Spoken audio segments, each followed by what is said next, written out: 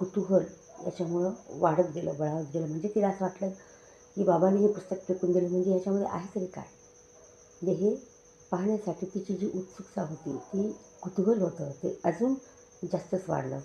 आणि थोड्या वेळानं जेव्हा कोणीही पाहत नव्हतं, आपल्याकडे कुणी पाहत नाही अशी खात्री तिनं करून घेतली आणि पुन्हा उकिरड्यावर पडलेले जे पुस्तक आहे, ते पुस्तक तिनं परत गुपचूप उचलून आणलं आणि घरात कोणीही पाहणार नाही अशा ठिकाणी कोपऱ्यामध्ये ते पुस्तक लपवून ठेवून दिलं.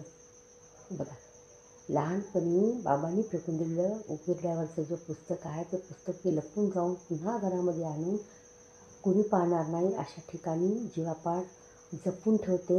आणि ह्याच पुस्तकाची किमया बघा अशी झाली, की पुढं तेच पुस्तक तिचं लग्न झाल्यावर तिनं आपल्या सासरी घेऊन गेली आणि शिक्षण घेतल्यावर वाचूनही काढलं.